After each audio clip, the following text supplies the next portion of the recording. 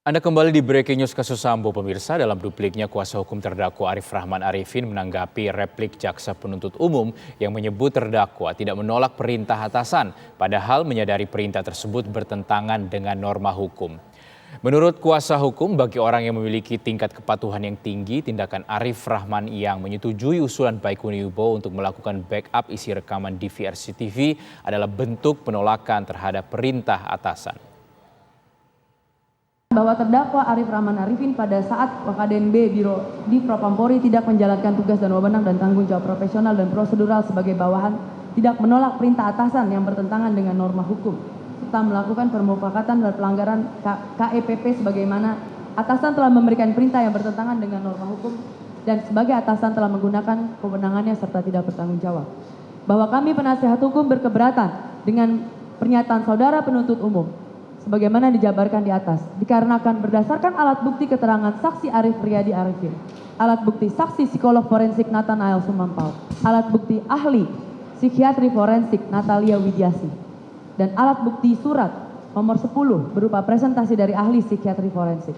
Maka telah terbukti bahwa setiap orang memiliki atau mempunyai reaksi yang berbeda untuk menolak perintah atasan. Bagi orang yang memiliki tingkat kepatuhan yang tinggi seperti terdakwa Arif Rahman Arifin, perbuatannya yang menyetujui usulan saksi Baikuni Wibowo untuk melakukan backup isi rekaman DVR CCTV dapat dikualifikasikan sebagai bentuk penolakan perintah atasan. Mohon dipahami saudara penuntut umum dan majelis hakim yang kami muliakan. Bentuk penolakan tidak mungkin seragam, namun pasti akan berbeda berdasarkan latar belakang, pola didikan, pendidikan, pergaulan, dan budaya organisasi sehingga output tindakan setiap orang bisa memberikan hasil yang berbeda untuk stimulus yang sama.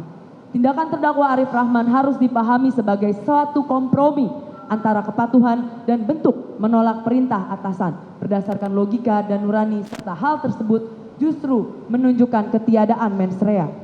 Bahwa selanjutnya saksi Hendra Kurniawan selaku pimpinan tertinggi Biro Paminal Divisi Propampori dan bagian tim sus yang dibentuk oleh Kapolri merupakan pihak yang seharusnya bertanggung jawab untuk melanjutkan laporan terdakwa saksi Arif Rahman kepada atasan saksi Ferdi Sambo, yaitu Bapak Kapolri.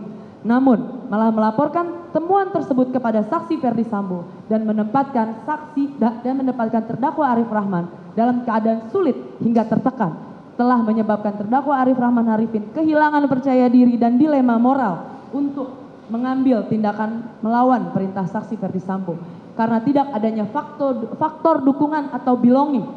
Hal ini secara ilmiah dapat dijelaskan sebagaimana terbukti berdasarkan alat bukti keterangan ahli psikiatri forensik Dr. Natalia Widiasi yang menyatakan sebagai berikut, bahwa terkait dengan hierarchy of needs diperlukan terpenuhinya unsur perasaan didukung atau belonging, yaitu keadaan di mana seseorang merasa akan didukung dan membuat orang percaya diri untuk mengambil keputusan tertentu, di mana unsur tersebut terbukti tidak terpenuhi karena terdakwa Arif Rahman telah melaporkan isi temuan rekaman DVR, namun tidak mendapat dukungan dari saksi Hendra Kurniawan, sehingga menyebabkan dirinya terpaksa melaksanakan perintah saksi Ferdi Sambo. Mohon perhatian majelis hakim yang memeriksa dan mengadili perkara akuo.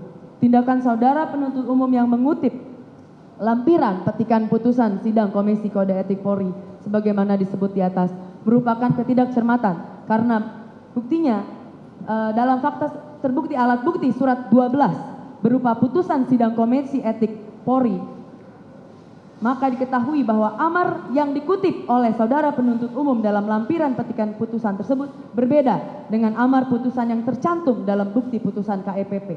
Adapun letak perbedaan antara petikan putusan dan amar putusan tersebut adalah pencantuman rekomendasi proses pidana. Dalam amar putusan KEPP tidak terdapat rekomendasi pidana terhadap terdakwa Arif Rahman Arifin, sehingga seharusnya penuntut umum memahami petikan putusan tidak memiliki kekuatan pembuktian, oleh karenanya tidak dapat dirujuk dalam rangka pembuktian. Sebelumnya pemirsa, jaksa penuntut umum menuntut 6 terdakwa kasus perintangan penyidikan dengan hukuman yang berbeda-beda, paling lama untuk Hendra Kurniawan dan Agus Nurpatria.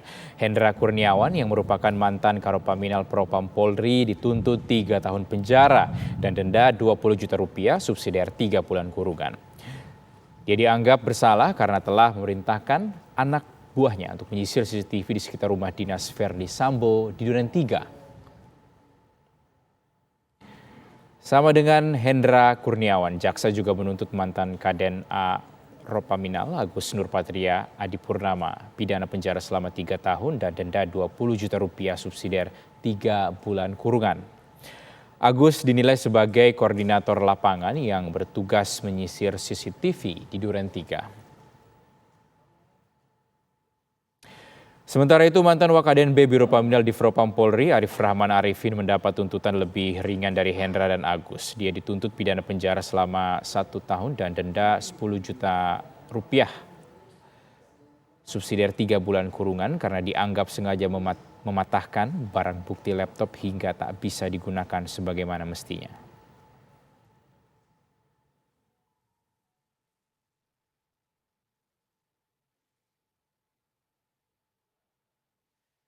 Mantan Korps Brigadi Propam Polri Cuk Putranto mendapat tuntutan 2 tahun penjara dan denda 10 juta rupiah subsidiar 3 bulan kurungan. Cuk dianggap bersalah karena mengumpulkan dan merusak CCTV di sekitar rumah TKP pembunuhan Brigadir Yosua. Kemudian tuntutan pidana penjara selama 2 tahun dan denda 10 juta rupiah subsidiar 3 bulan kurungan untuk Baikuni Wibowo. Mantan Kasubag Riksa Bagak Etika Biro Watprov itu dinilai terlibat perintangan penyidikan karena mengumpulkan dan merusak CCTV sekitar rumah Sambo.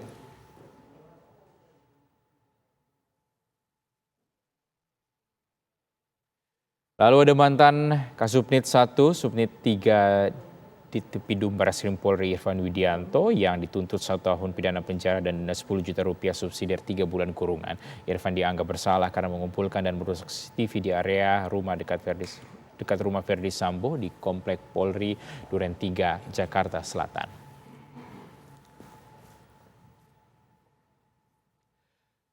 Breaking news kasus Sambo masih akan kembali usai jeda berikut ini, pemirsa tetap bersama kami.